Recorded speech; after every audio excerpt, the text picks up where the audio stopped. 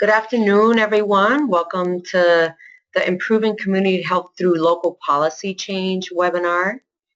We will get started in a minute or so, just giving people a chance to sign on.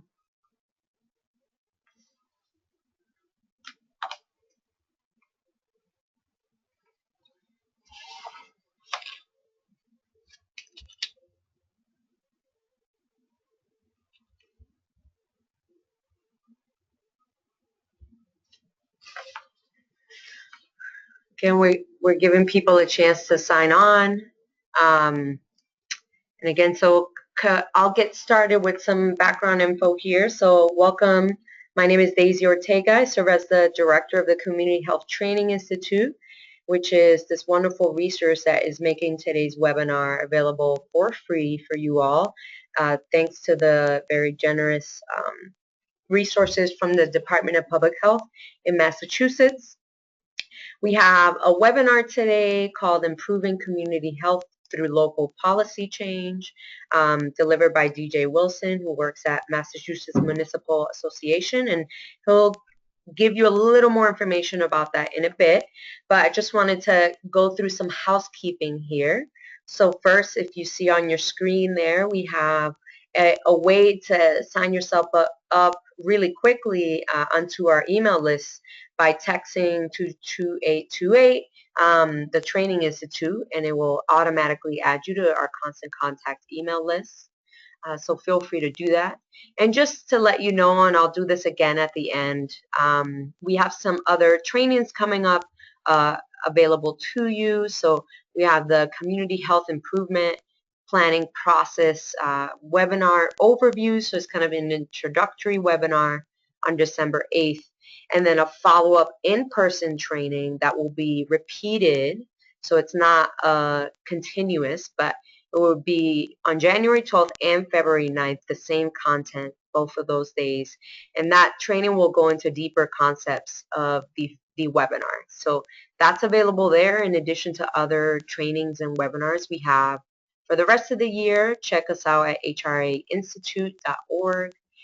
And just some kind of logistics here. So if you haven't participated in a webinar before or this particular format, you will have a questions box where you get to, where we'll ask you if you have questions throughout, and we welcome questions, and also any comments, and you just type them into the questions box. And we will also try our best to address that as we go along. So sit tight, and we'll make sure to do that. Again, we ask you to please fill out a survey that you will get access to as soon as this webinar is completed. So we would love that feedback from you all because we always want to continually improve. And you will also receive, a few days after today's webinar, a link to the recording of this webinar and any other resources that may be helpful. And last but not least, we're on social media. So we encourage you all to use the hashtag MA Coalitions to tweet questions or comments at our handle there. That's HRA Institute. You could do it during the webinar or after or any point. So that's some housekeeping there. And then again, this is the questions box that I was referring to, and you all are muted for this portion so that we don't have any feedback here, but we ask you to please type in some questions if you have any throughout the presentation. Before we jump into the content, before I toss it over to DJ, we want to do a quick poll. Like I said, the Department of Public Health from Massachusetts funds this initiative, and they're curious to know who's in the audience. So there's a poll that's popping up into your screen now, and it's just asking you if you can indicate whether you are funded by the following programs or initiatives that are offered by DPH. So it's fine if you are not funded by DPH, but please select as many as apply, depending on what your funding stream is. And this is just to give us an idea of who is in the audience. So I'll give you a minute or so to fill that out. We would appreciate that. Thank you. The answers are coming in. We appreciate that. So I'll give you a couple more seconds. So again, the Department of Public Health is interested to know what, how you're being funded in terms of DPH funds. So here's some program options here. And no worries if you're not funded by DPH. All right, so we're closing it now. Thank you so much for giving us those answers there. All right, so we're going to just move on to the next piece. So I'm going to toss it over to DJ, who's going to get us started. Good afternoon, everybody. My name is DJ Wilson, and I work as the Public Health Liaison and Tobacco Control Director at Mass Municipal Association. Tobacco control is what I've been doing the longest, so a lot of my examples will come from the tobacco world. Just two things before we start. I think there are some people from out of state on the webinar today, from Maine and from Arizona. Just your two states do have an equivalent to the Massachusetts Municipal Association. We are a trade association for mayors, city councilors, town managers, city managers, and town selectmen. I know that Maine has Maine Municipal Association. I don't know the name of the organization in Arizona, but most likely it has either Municipal Association or League in its title. If you searched on Google, you could probably find it and find out what the trade association is dealing with in your own states. And also one last point on people from Maine who are on the call. A little bit of American history is that in 1820, Maine seceded from the state of Massachusetts. So a lot of your local government and your laws come from this are similar or very similar as they are in Massachusetts. So this is where our audience is from. Oh, we actually have some people from other states as well. I'm sorry, I didn't see this before. All of them have a league or a municipal association, but welcome. I should, one last thing too is that you have some states that are represented today have a stronger county form of government. Massachusetts is almost absent. It does very little policy making, but some of the conversations that we have about cities and towns will also apply to county level government. So our next question is, just to see who's out in the audience, are any of you current or previously elected or appointed officials?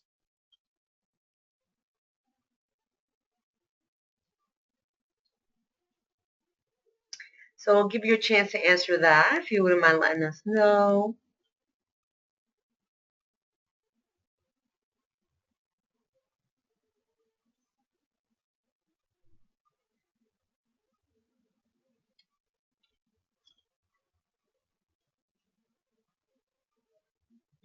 You may not have any elected previous or current officials. All right. Very good. Someday you may choose to become an elected official or a local or an appointed official in your town.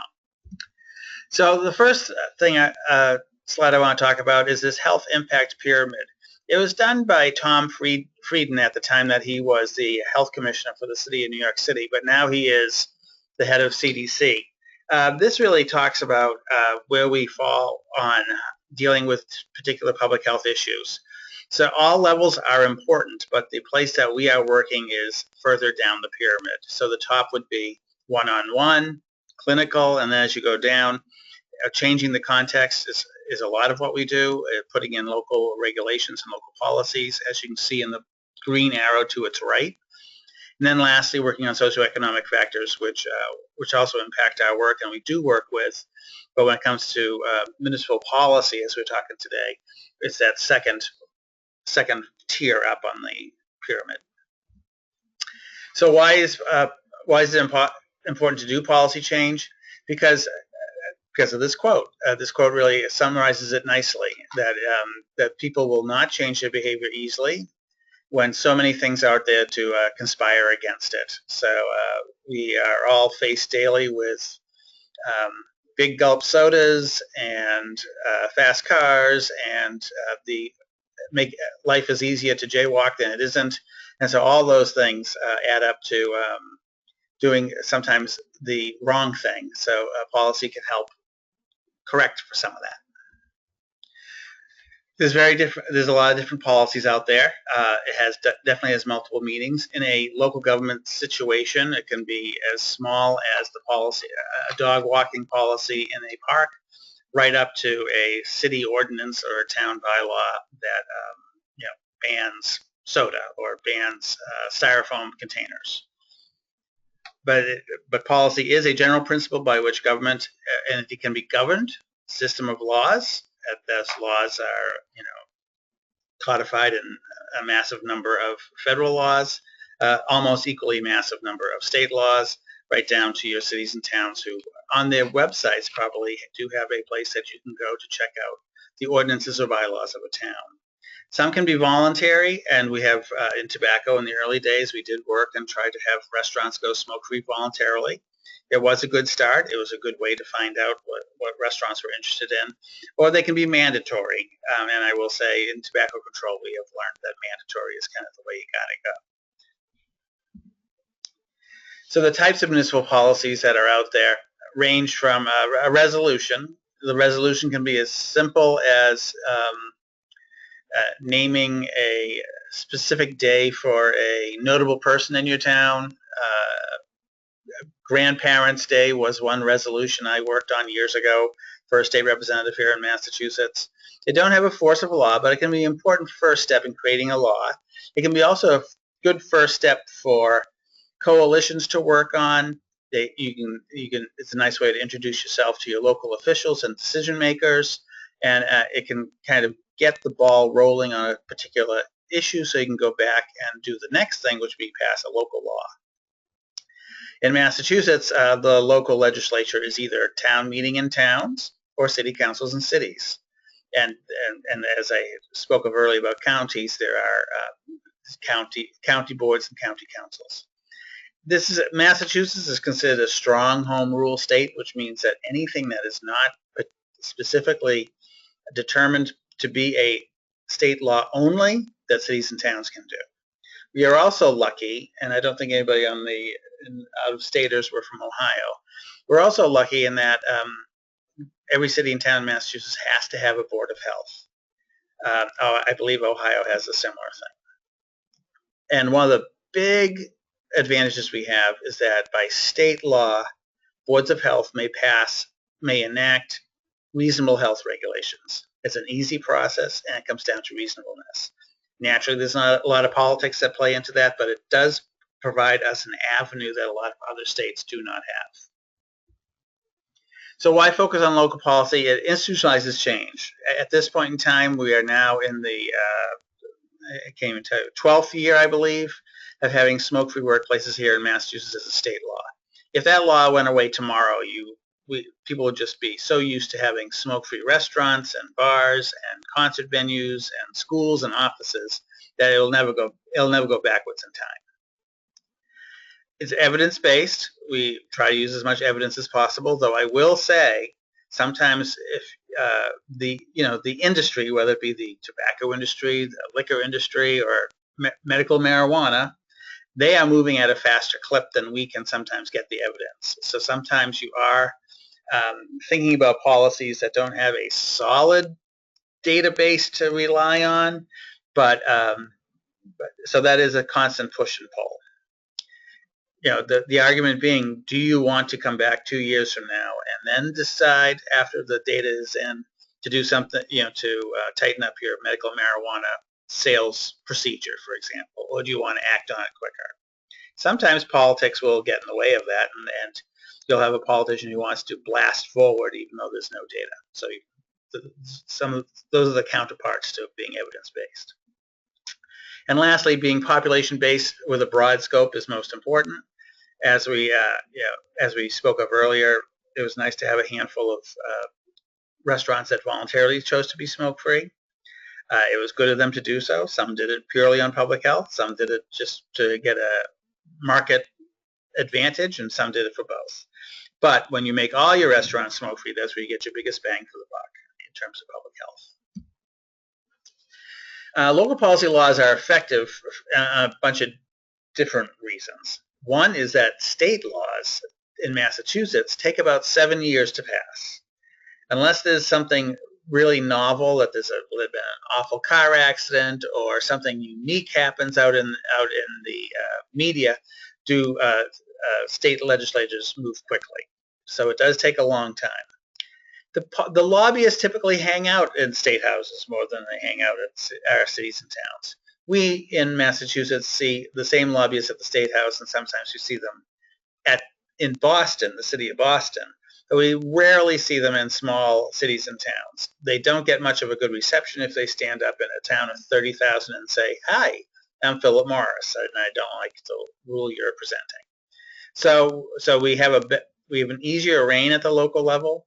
You can get broader community support, and the compliance rates are usually higher because you have written the local policy to fit the city or town. Foundations to an effective public health policy are a clearly defined issue or problem. If you have something that's too narrow, I use the example of, like, banning only pug dogs from your local park, then that is too narrow. And if you say, but if you just say something, no animals on public parks, that, and you pass it that way, that you'll get complaints from people who rely on service animals. So a clearly defined issue or problem with strong, credible documentation of the issue or problem. Make sure it's evidence-based, as we spoke of. Get a diverse, broad-based community of support. This can happen the benefits. The big difference from me doing this job 15 years ago to today is that it's very easy to go onto websites and find out what your local officials are all about. So we used to have a book that was issued by some entity in Boston that once a year you got it, and listed the 200 legislators in the State House, if they were married, where they went to school, where they lived, that kind of thing. But today you can find out everything. So don't be afraid if you're working on alcohol work and you learn that a city councilor is in recovery, work with that city councilor. The mayor of Boston, Marty Walsh, is actually very open about the fact that he's in recovery from alcohol, and so that is a benefit. He has personal knowledge of an issue that a lot of other local policymakers don't have, and will be able to help you reach your goal. 11 key elements: shared vision, community assessment and information gathering. Find out as much as you can about the city or town that you're working in, or county. Coalition development, and it's okay to go off the rails a little and think about coalitions that would be unusual or different partners that you haven't worked with in the past. It is very helpful to pull in a bunch of different people. So, for example, when restaurants were being when it's being entertained in Boston to make restaurants smoke-free, some of the restaurants in Boston actually rely on a SEIU union for their employees. So that union actually became a very good spokesman for us. They were an unusual pairing for us, but it was their workers that were suffering the consequences of having to work in a smoky restaurant. Policy education, this is a constant battle for us. In fact, we have a hearing tonight, and I know that half the people who use e-cigarettes will believe that the city is out to ban e-cigarettes altogether. So, and that's part and parcel is that the other side just wants to muddy the question and make it a more vitriolic hearing tonight. But policy education go a long way to say, no, this is the policy. We are not going as far as you think you are. This is how it plays out. And community education. In that community education, I would also include number 8 is media outreach, because sometimes the first place where the policy is misconstrued is by the media. So number 6, educate decision makers. I would say one thing to step back and do. This is for Massachusetts, our cities just had elections in November. Now is the perfect time to actually go talk to those new mayors, new city councilors before they actually take their office. And this is true in your city or town, even if you didn't have elections in November. Find out when your town elections are. Find out what your county elections, and then really talk to these people. And you don't need to go in with too much of an ask. It doesn't help when you're in the middle of a big policy fight to get something passed, that's the first time you ever laid eyes on these people. It's a perfect time to go up and talk to them and just say, this is what I do. Please rely on me. Here's my card. Let me be your go-to person on this issue. And then after you build a relationship with them, and relationships really is the basis of what lobbyists, registered lobbyists do. That's what they live or die by, is good relationships. And that's what you'll be doing at the local level. So build those relationships with those local decision makers. And sometimes it may be just a matter of you saying, can I get before the city council or a select board on a certain night? Give me 5 minutes, stand up, introduce yourself, tell them what you do, and let me be your tobacco go-to person or your alcohol go-to person. Opposition research, again, the internet helps a lot here, and poke around, figure out what's happening, talk around town. If you build some relationships with, if you're working on alcohol, and I think this is something that doesn't get done in Massachusetts well at all, build relationships with your local liquor stores and restaurant owners and ask them what policies they could see would be helpful, not helpful. Ask them how their business operates. I think it is one of our failures is that we don't learn enough about the issue from the other side. So a lot of times I'll tell people in tobacco who like tobacco control work but don't work in it, is to go into a convenience store and look behind the counter and see what's behind the counter. For a lot of us who don't smoke or live in the suburbs, you may never ever go and set foot into a convenience store, but all your kids do. And so it's important to, part of your opposition research is just to find out what's out there, what kids are using, what adults are using, what's trending, and that kind of thing is very important. And a lot of it can be found out by the two ends being poking around on the internet and finding out what's happening, and the other end is actually going into stores, talking to kids, talking to local policymakers, talking to business owners. 8, media outreach. It is valuable to start a relationship with your local media ahead of time as well. You don't need to, it would be better to do this before you actually have an issue that's you're hot to talk about.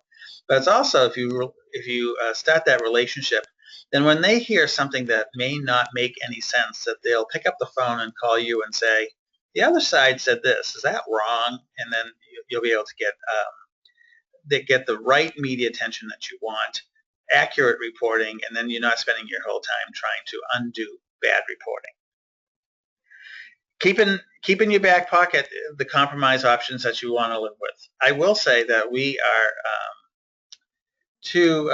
we've been babied here in Massachusetts, and that we don't have to do a whole lot of compromising on tobacco issues. We really get a lot of what we want, and we're sometimes surprised when someone says no to us. But it is important to keep in the back of your mind what those compromise options should be, what you could live with, what you can't live with, kind of think out of the box, have something clever in place, and then also predict what the other side is going to go for. Public hearings is an important place to have your people come out and talk about how the policy affects them personally, how they see it. We actually do as well, if not better, having a kid stand up and talk about what they see in school when it comes to alcohol, what they see in drug use, what they see in tobacco use, more than me talking about it. And post enactment strategy, which is after it gets passed, how to make sure there's follow through and it just doesn't end up being another unenforced law on the books. So in Massachusetts, switching to local government structure, Massachusetts has 55 cities, 296 towns, which makes up for 351. A handful of those cities, by the by, most of them have a mayor, and a few do not. The city of Chelsea does not have a mayor. It relies on a city manager. Worcester, Cambridge, and Lawrence rely on both a mayor and a city manager. And then we have a handful of cities that are this hybrid where they did away with town meeting. They have a town council, and town manager, but do not have a mayor. And then the remaining 296 are towns that rely on town meeting for making local rules. As I spoke of earlier, we have 14 counties. Some of them consider themselves defunct and gone, but actually in all instances they still are the one place that you'll hear about it. Two places are that every county still does have a sheriff, and it is where you will show up for jury duty. Is the judicial systems are set out by county. All right. So we have a poll question. How many of you have met with any or all of the following elected officials? All right. So that poll's up on your screen now. You want to take some time there to fill it out. Feel free to select more than one. Thank you. The answers are coming in, so I'll give you another minute or so. And of course, at this time, if you have any questions or comments, feel free to type those in to your questions box. I'll give you a couple more seconds.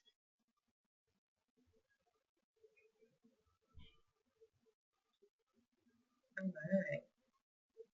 Looks like everyone has gotten a chance to answer, so we're going to close the poll and see what we have here. So it's fantastic that 2/3 of you have met with the health director. I'm impressed that so many have met with mayors and city councilors. I don't think any of you are avoiding your town selectmen. I just have a feeling that most of you on the webinar today don't live in towns or if you're from out of state, you may not know what a selectman is. It's a term that's only used really in New England and I believe New York.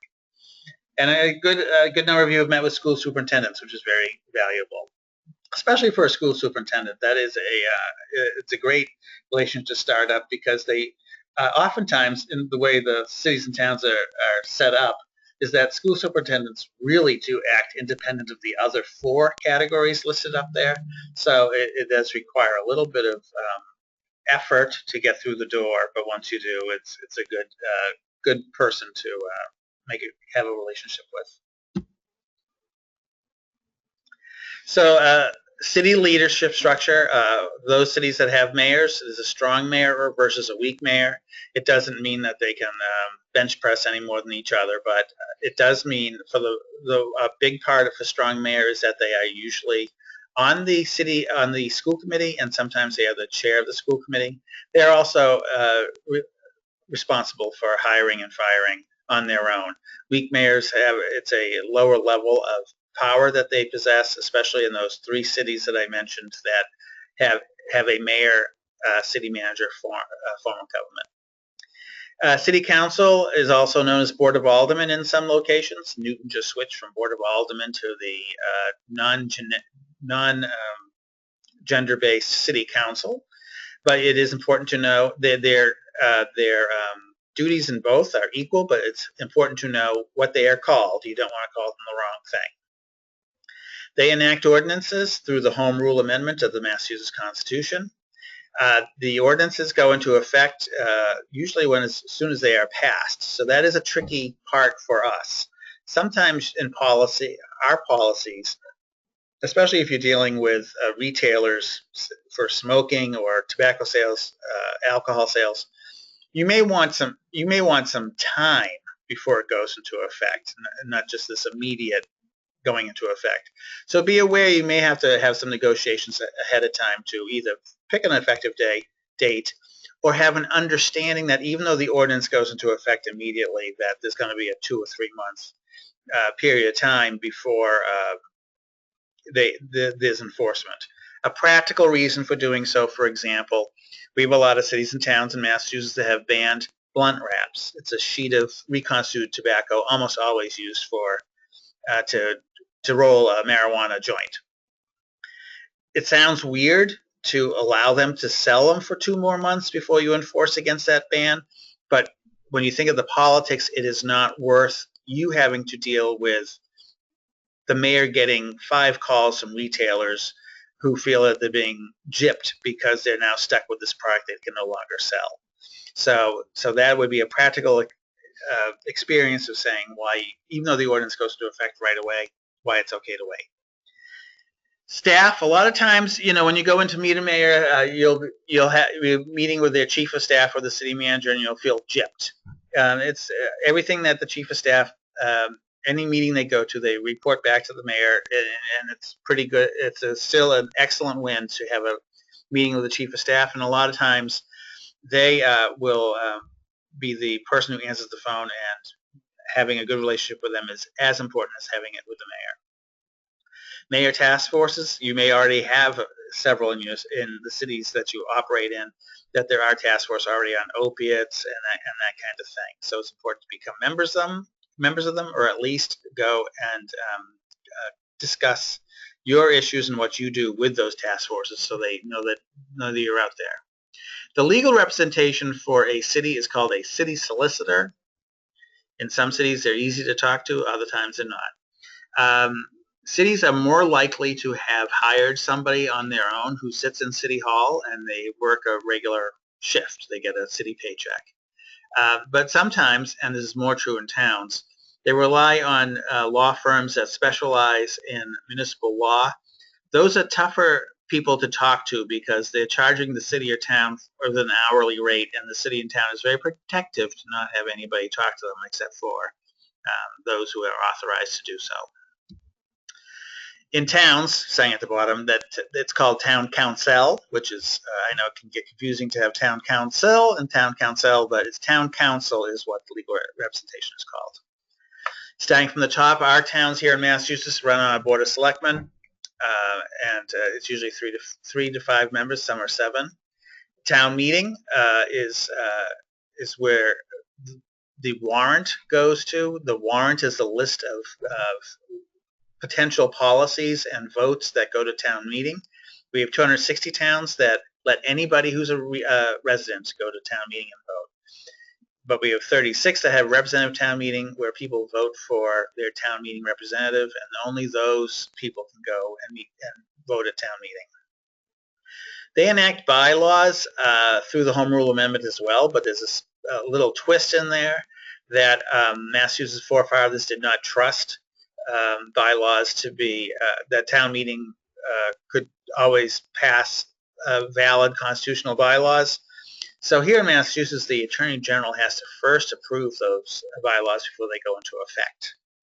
This does delay the effective date because you can't do anything until the city or town gets that letter from the Attorney General saying yes or no.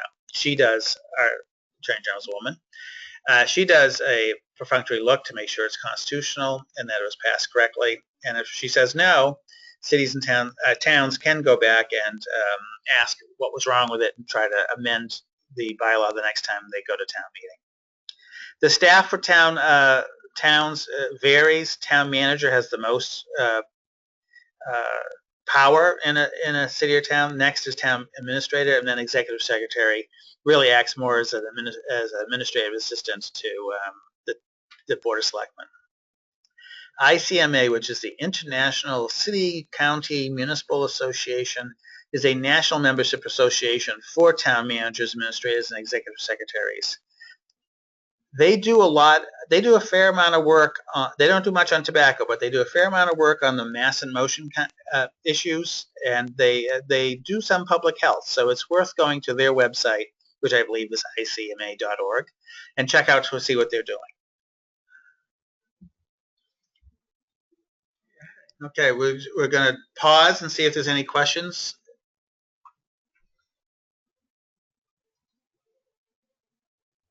A lot of great information shared so far. So if folks have any questions or comments, feel free to type those in.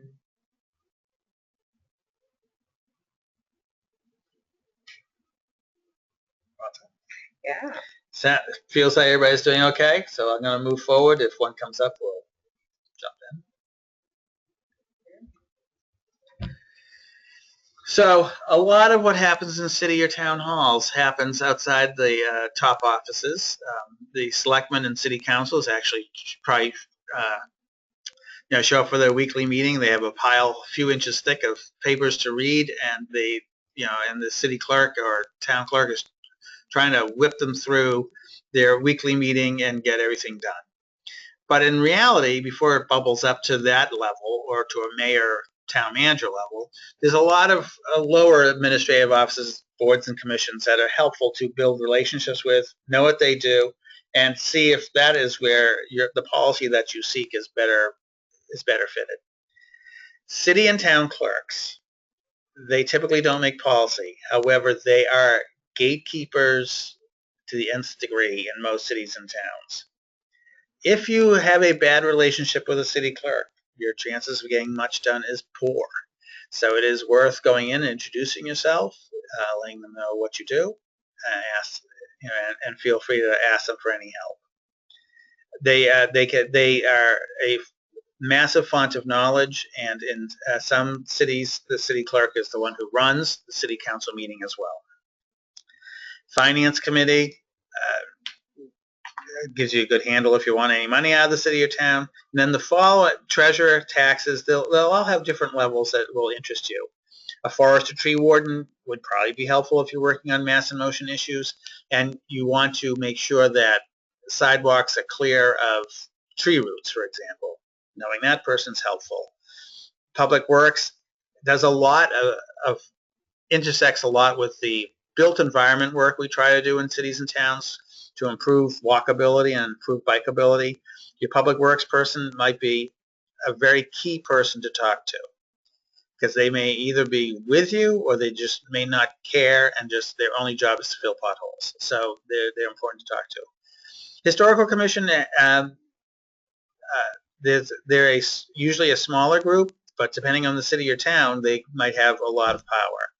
Lexington, which is a very historical town here in Massachusetts, the Historical Commission matters a lot. In other towns, it may not matter a lot, but they do have information that may be very helpful to you.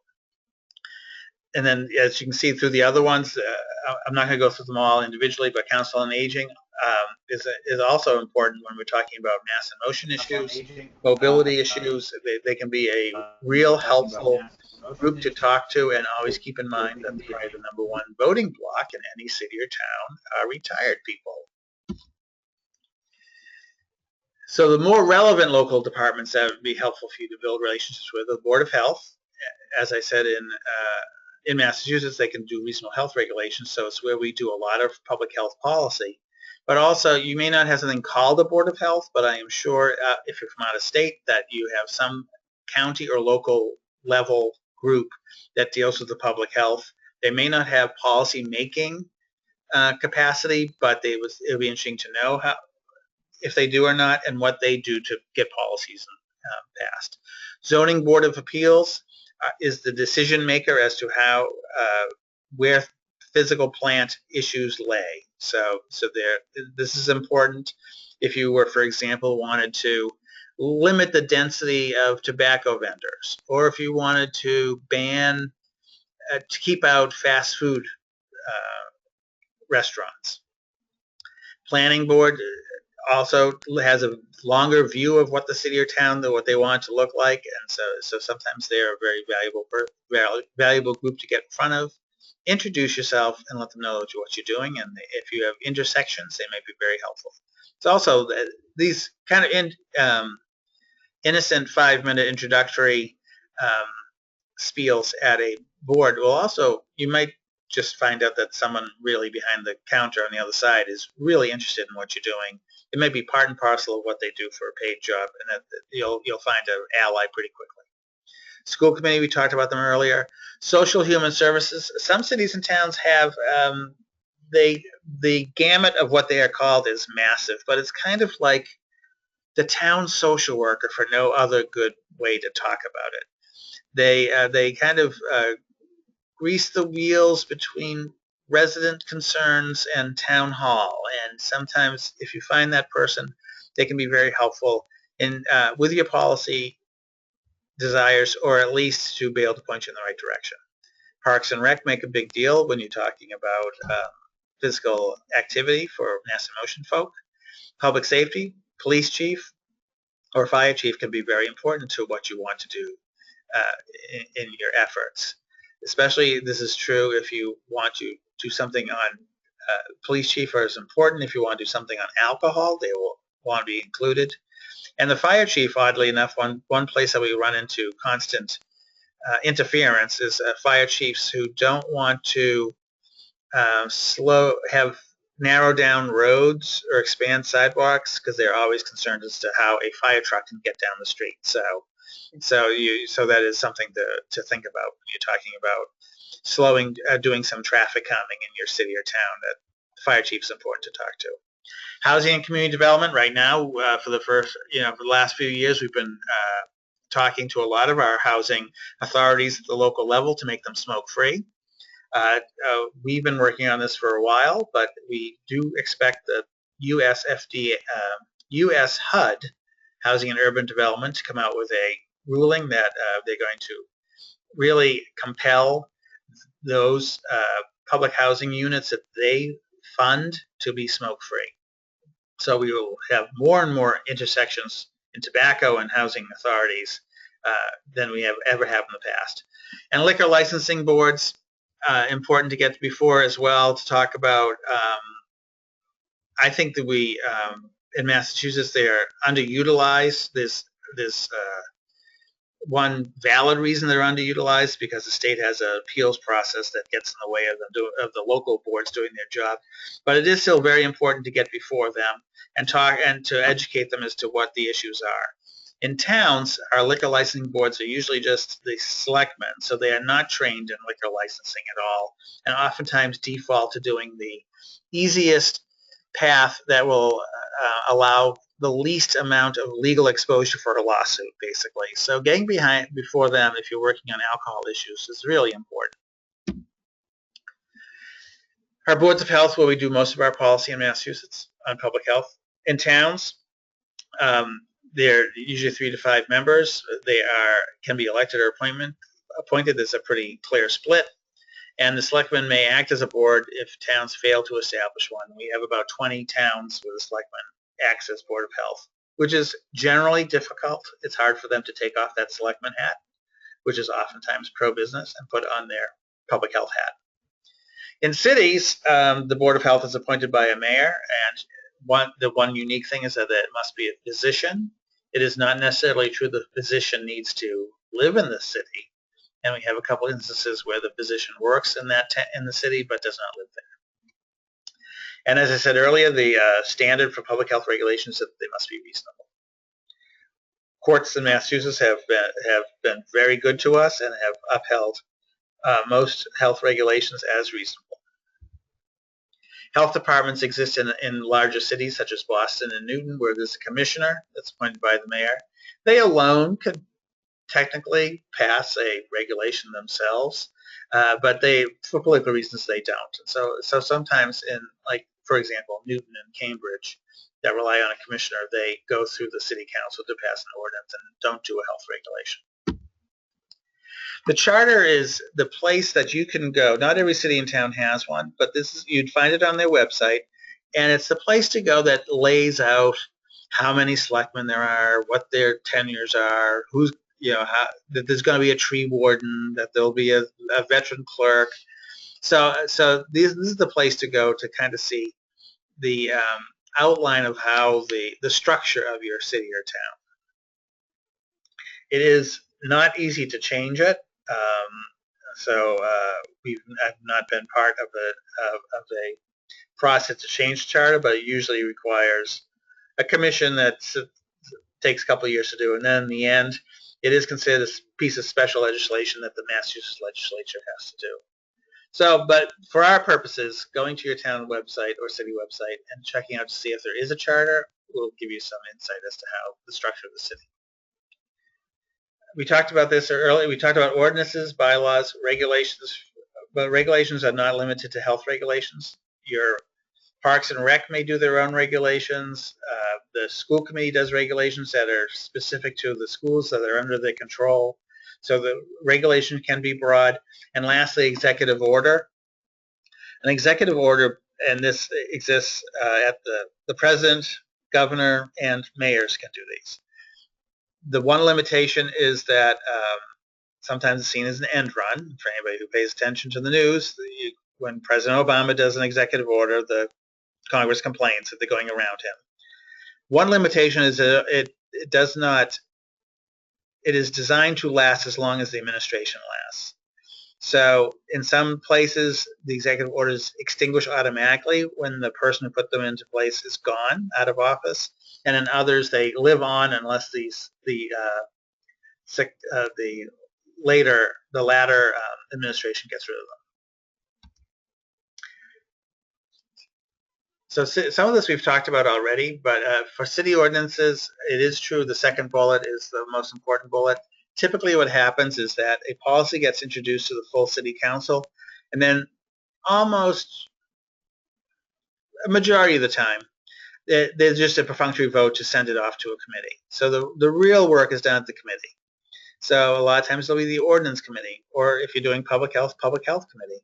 And that's where the ordinance gets hammered out. That's where hearings take place. That's where it can live or die as well. So this does take a longer period of time than certainly a health regulation. And then at the end, it goes back to the full council.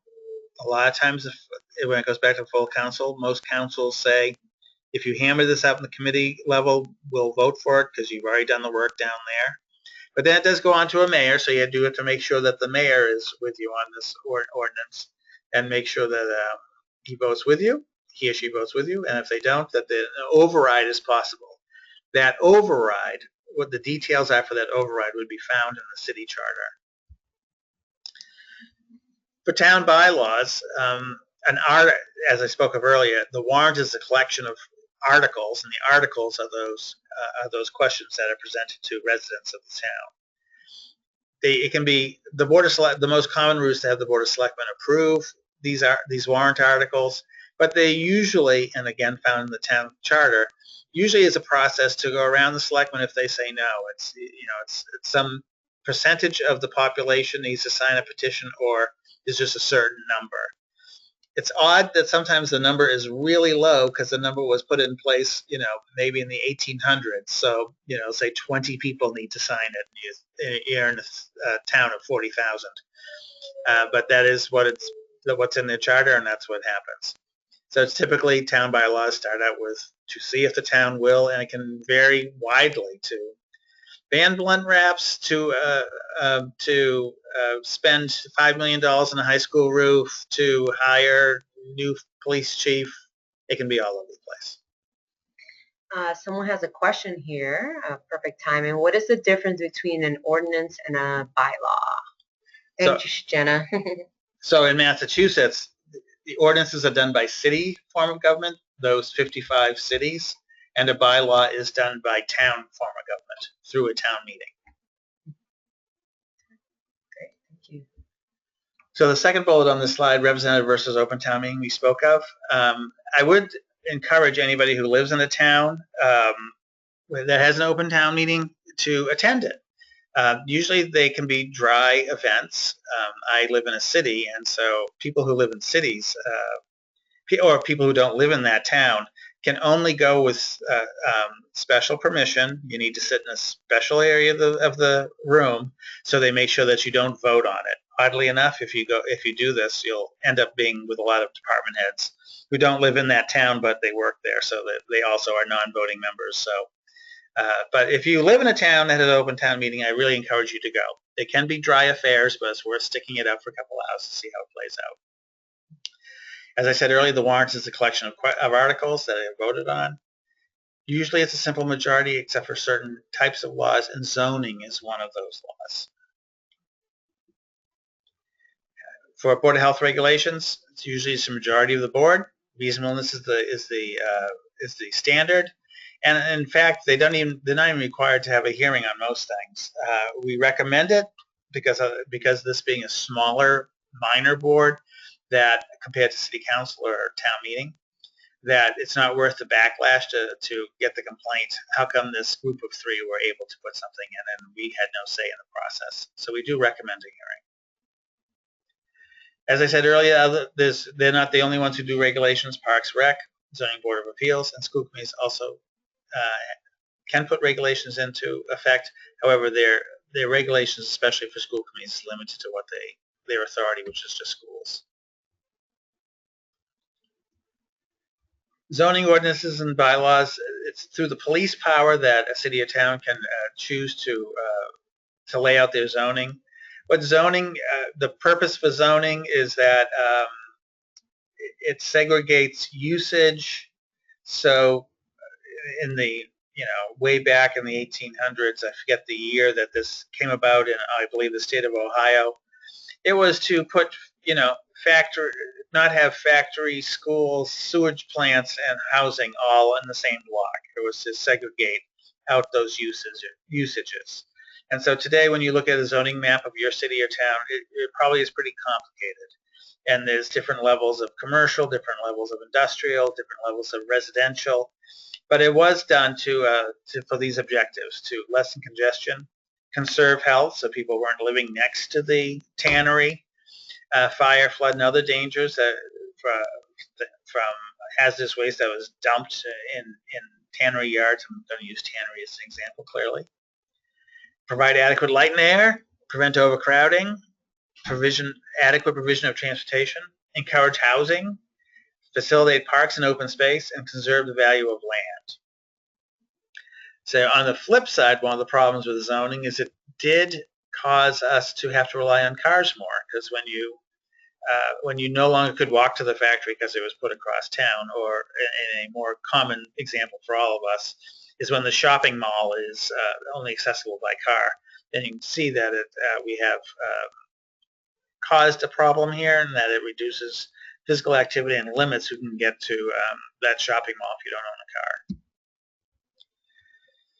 School committees in cities and towns, they can be elected or appointed. They have to have at least 3 members. Each school district is autonomous, so this not only happens for your town may have a school committee, but your town may also have a regional high school. So there's a school committee for that regional high school. And your town may also belong to a vocational high school district with a 3rd school committee. They have the capacity to appoint school physicians and nurses. They have to keep physical records for each kid. Department of Public Health and Department of Education set intervals for physicals. Immunizations are required in Massachusetts. Their authority is just over, as I said earlier, just over the land and buildings and the people they oversee. It doesn't go beyond schools. So, for example, we've had a number of questions from schools asking if they could have control over kids who walk off school property and smoke. And really, they don't. It then becomes a police matter. It's not. It goes beyond the school committee authority. They hire a superintendent. Oftentimes, the superintendent's the most highly paid person in the city or town. And they do have control over athletes, team, equipment, and transportation of students. In Massachusetts, I'm not sure if it's required, but if it's not required, at least most cities and towns have a student advisory committee that also works with the school committee. So in towns, selectmen are the park commissioners, but in cities, a mayor will appoint a 5-member board with city approval. And this is to lay out and improve public parks and make rules for usage. And this could include beaches as well. Our housing authority, as I spoke of earlier, the housing authorities oversee public housing, and we now have been working with them more because of smoking issues. There is the director of housing authorities. They're an interesting lot because we didn't work with them for a long time, and it's just interesting to talk to them because while they saw smoking as a problem, they certainly see a lot of other things as problems. They do run into a lot of interesting issues in the course of their day, and they have to deal with them all equally, from car parking, stereos, dogs, drug use, drug dealing. So it's been an interesting education for us in tobacco control to have to work with housing authority directors. Transparency, this will vary. The first 2 may vary if you're from out of state, but the 3rd does apply. So in Massachusetts, we have an open meeting law, and it basically states this, that all meetings of a governmental body shall be open to the public, and any person shall be permitted to attend any meeting. You are required, the body holding the meeting, the attendees have to be able to hear and see the proceedings. So if there's an overflow of a room, there should be, you can have a separate room with a television, for example. But you should be able to get everybody into the room. It is important if you're going to be part and parcel of putting together a public hearing to make sure there's adequate room, because you don't want to have to go through a whole hearing and then have somebody complain to the state about an open meeting law violation because they couldn't see or hear the proceedings. It doesn't matter how comfortable people are.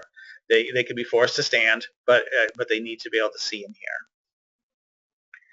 And the public records law is undergoing some serious revisions right now in Massachusetts as to what it takes to be able to get information. But if you talk to your city or town clerk, they can certainly help you or at least explain how the process goes. Freedom of Information Act is actually a federal law, but it does apply to states and cities and towns. And so you'll hear people say it FOIA. People verb it by saying, we FOIA'd them. And it is a formal written request to a governmental entity asking for certain documents. The way that they could deny those documents is if they were, for some reason, sheltered by some exemptions dealing with privacy issues, lawsuit issues, public security issues. But for the most part, they are supposed to turn them over to you. People who FOIA an agency may be asked to pay for the photocopying costs, but they generally have to comply with the FOIA.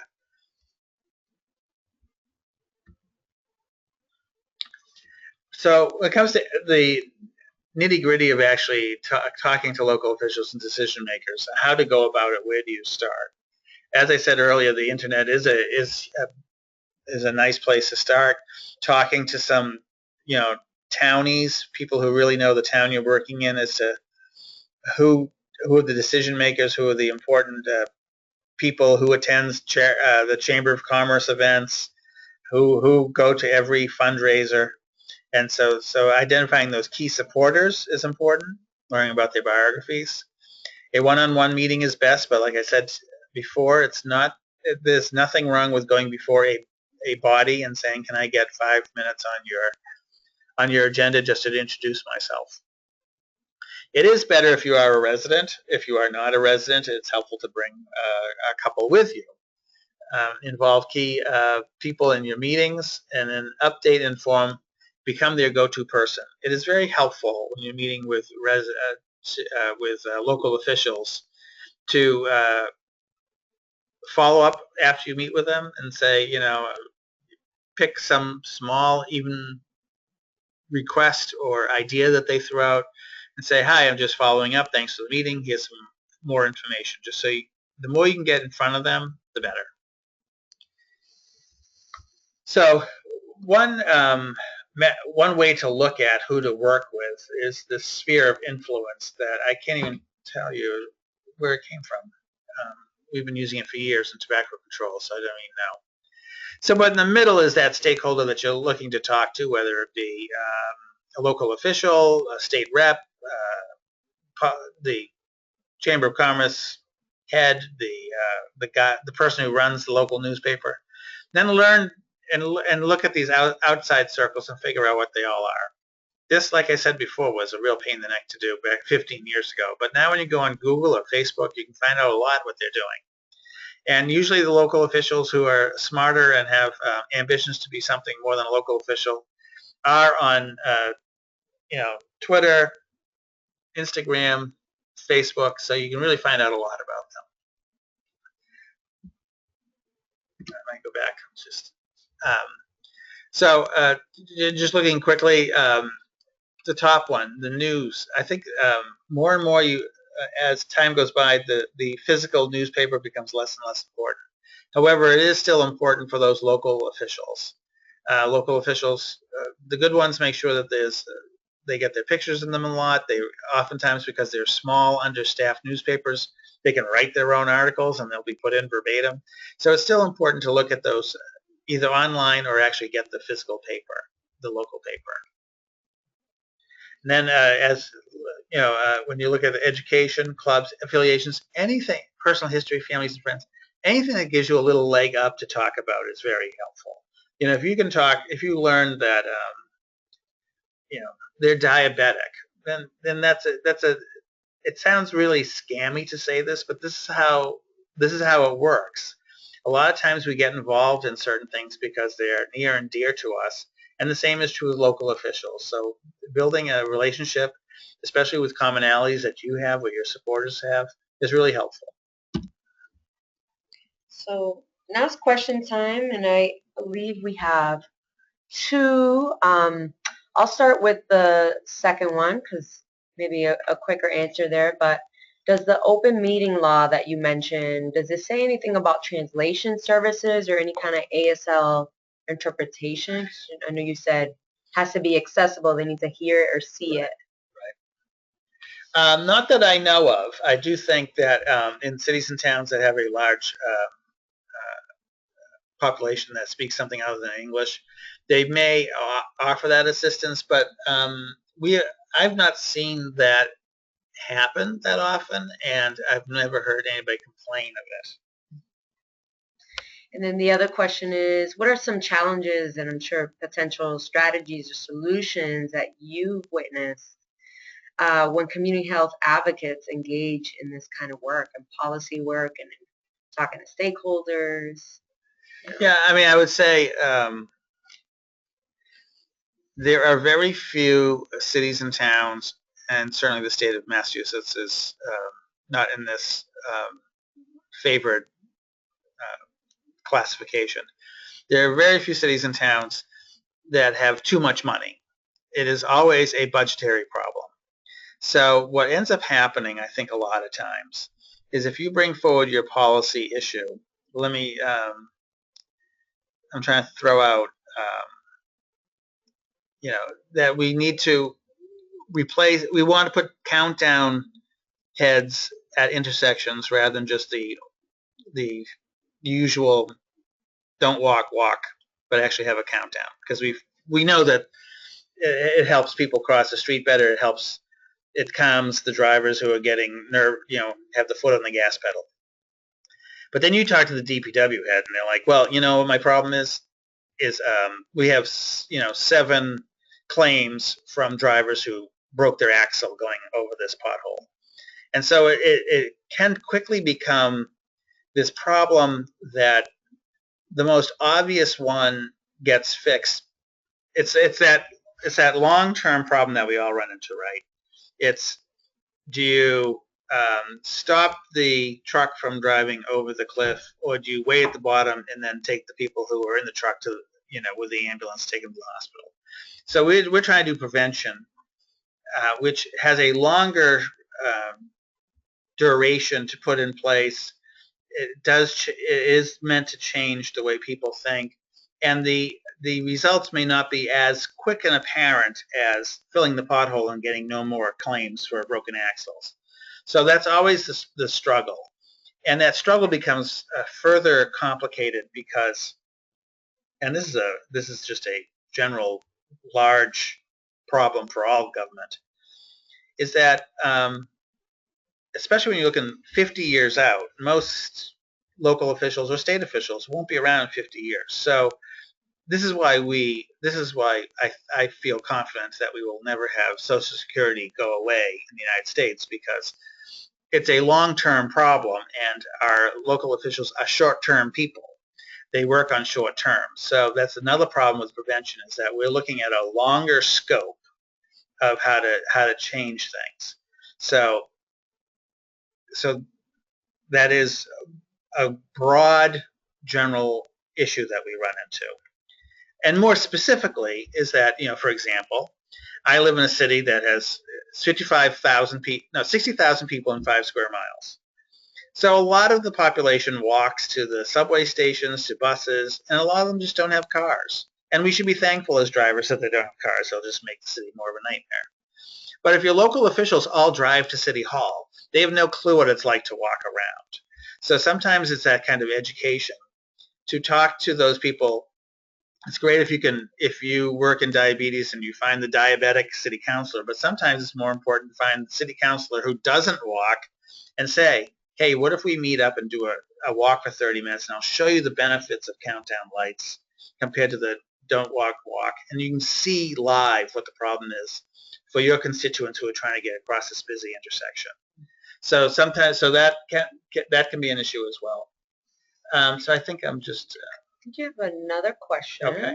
This was a little more specific in your expertise area, but someone's wondering which stakeholders are usually involved in informing and implementing smoke-free policies for public housing authorities in Massachusetts?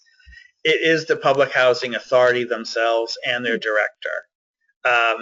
They do spin fairly independent of the rest of city or town government, though they do obviously work within it.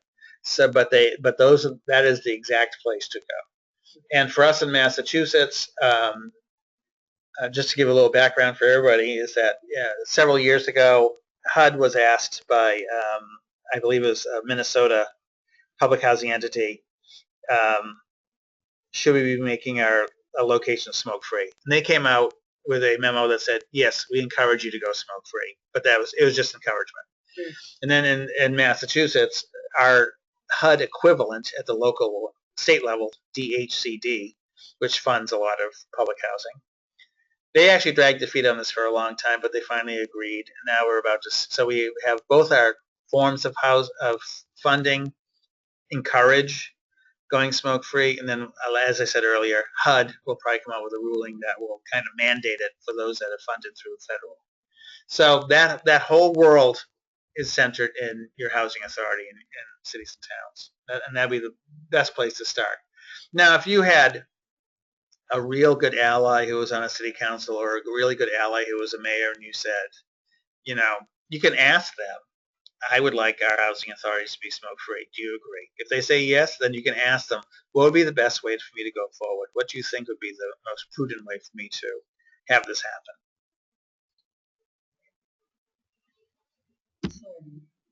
Keep those questions coming in. These are great. So at a meeting, I talked about this a little bit. Thank them for any prior support they had. Keep the meeting brief and concise. Ask if they need any additional materials, and I would even say, even if they don't ask for additional materials, it's fine to send them a little something extra. Keep in mind they are not going to, for the most part, unless they are actually, they're professionals in the field that you are talking about, they will not read a 20-page journal article. So keep it brief and easy to read. As I spoke about way earlier in this webinar, a lot of these people, city councilors and selectmen, walk into their office and they pull out a 3-inch stack of paper out of their mailbox every week, and that's what they need to go through. So keep what you're sending them brief and concise. Ask that they be that you be their go-to person on your issue, and thank them for meeting with you. Message delivery, as I spoke of earlier, it's clear, concise messages. Helpful to have a factual presentation. One thing that goes really far for us in tobacco control is that when we talk about flavored cigars, most non-smoking officials, local or state level, don't know what you're talking about. They don't go into convenience stores. So when you bring in a handful of, a grape cigar, a chocolate flavored cigar, and things like that, that really is very important for them to see, and they will usually be startled by that kind of thing. So if you can bring in something like that, that's very helpful. Identify unique community concerns that you heard about doing your job. Identify the benefits for decision makers, community members, and individuals. Sometimes you'll also be identifying that it won't be a problem for decision makers, because a lot of times, like, even simple things, you'll be like, you'll call and say, I don't want this person is parking on the wrong side of the street and they're going to impede the fire truck, and they're like, oh, that person's a pain in the neck. So if you can figure a way to alleviate what they think will be bad backlash for decision makers, that's also helpful. And as I said earlier, follow up with additional information. Timing, for a couple things to keep in mind when you're talking about timing. For city councils, they do tend to go on a light, L-I-T-E, schedule for the summer. So summer's not the time that a lot of stuff's going to be going into effect. And also just be aware that when our city elections are every other year, starting about 2 months prior to those elections, when they're up for re-election, they will want to do one of two things. They will want to cut back on city council work and doing anything that is considered radical, because they don't want it to become an issue. Or they might hang on to your policy to use as a re-election tool. So in both cases, just be very careful how that's going to play out. And in some cases, you may want to just say, if you don't want to be part of this, part and parcel of their re-election bid, you may want to say, I prefer that we hold this off until the new city council is put in place in January, and then we can take it back up. In town bylaws, towns usually spring town meeting, which is required by state law, happens, and then usually right before or right after is elections for the selectmen. And so same thing holds true, that just be careful that you don't want to be part, for good or bad, of their re-election bid. Public hearings, it is very helpful to get residents out. It is not always true that the residents have to be wicked smart about what they say. Just their own personal experiences. Talk about, as I said earlier, kids stand up and say, yes, I have friends who love grape cigars. To have elderly say, yes, this intersection is a nightmare for me to cross. I'm usually halfway across when the light changes. Those kind of real practical things are heard out of a resident's mouth are really important, because that as Tip O'Neill said, all politics are local, and it's very, very true. So here's a couple of examples of what we run into commonly here in Massachusetts for public health policy as of late. One is Complete Streets Certification Program. We have the state is Complete Streets is a theory that when you build a new road or dig up an existing one, or out to redo an intersection, that you take a moment, step back, and actually take into account public transportation, bicycles, and pedestrian use equally as to cars. And our state government is looking to finance a new a $12.5 million grant for cities and towns who have clever complete street projects that they want to put in place. So one of the first thing that they need to do is adopt a complete streets bylaw, ordinance, or an administrative policy approved by, actually this is wrong, by the chief municipal official, which in cities would be your mayor. A local hearing is required. So here's, and then just to go a little further. And so this, so it is part and parcel of this policy is to set a 5-year plan that in 5 years the city will be more walkable and more bikeable than before. And then if our State Department of Transportation agrees, they will give money for specific projects. So one thing that's been interesting with this is that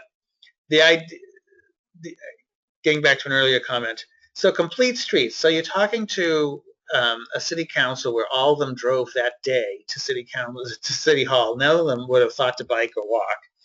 And then you're trying to make the city more walkable and more bikeable.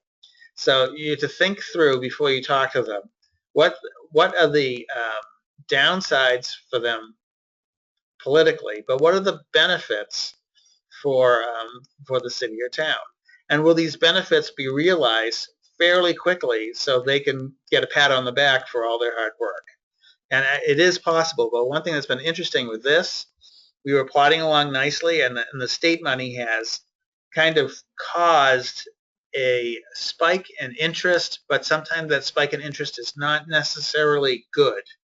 Like they're just willing to sign on the dotted line to get more money, and they're not really understanding the policy. So one thing that we have been learning, and this is live, this has just been happening the last couple months, is that it has been interesting to slow down decision makers and teach them what complete streets um, built environment theory is all about before they just think, oh, we want some of that money, we'll sign anything.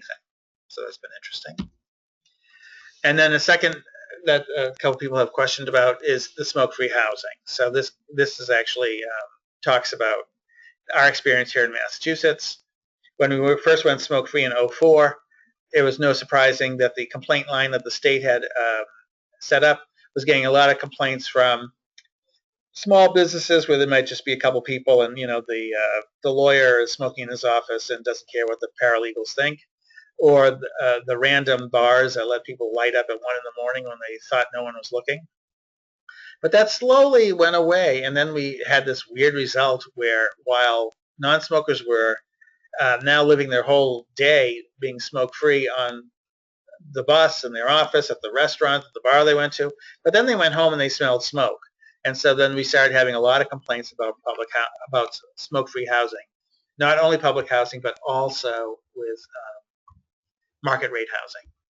And so so we've had to step up to the plate and have some of these answers, because we had people complaining, my kid's asthma is bad because my neighbor smokes.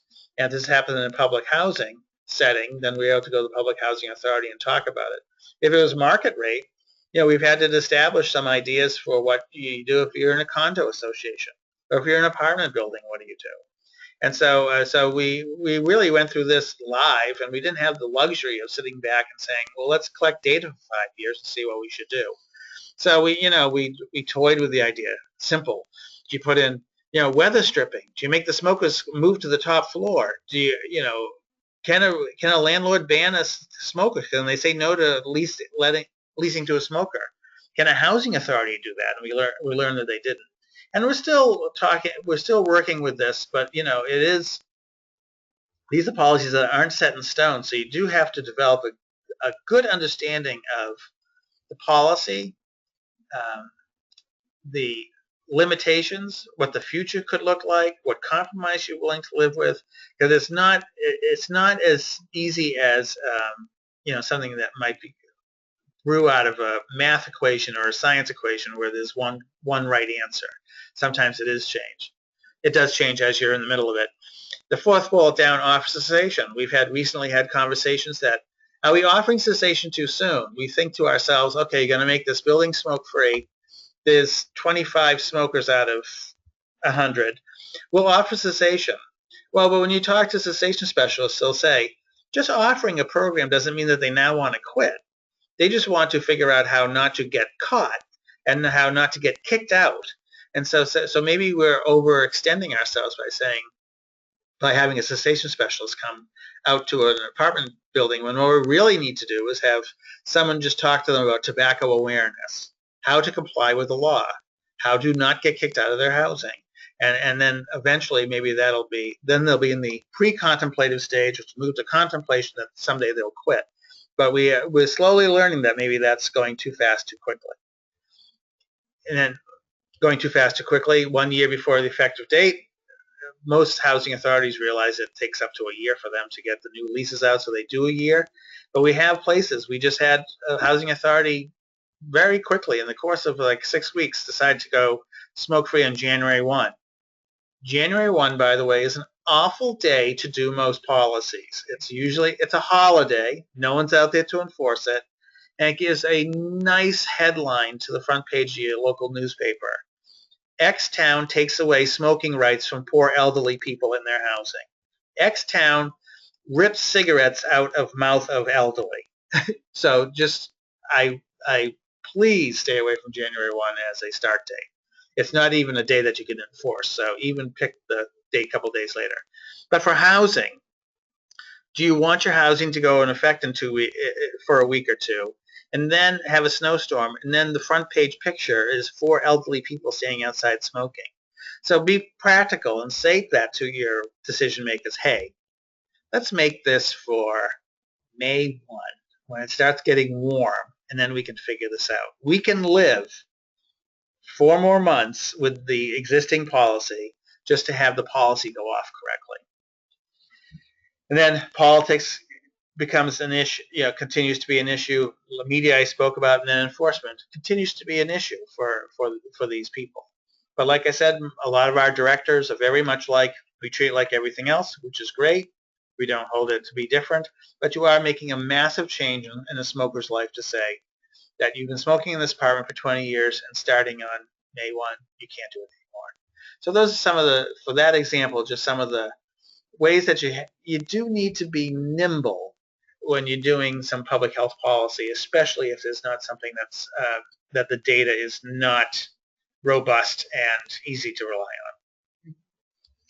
Great. Thank you so much, DJ. That was a lot of great information. I tell you have a lot of experience. So we'll give you a couple minutes, folks, to think about any questions you may have. I know he brought up some really key and relevant examples on how this has worked out with smoke-free and also the built environment. But we're concluding our webinar, so we'll give you a chance to ask any questions that you may have.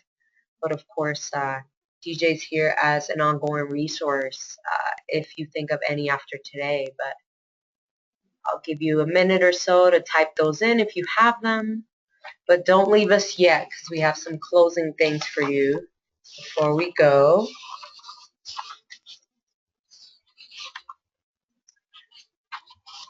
So again, we really appreciate you all attending today's webinar and being so attentive.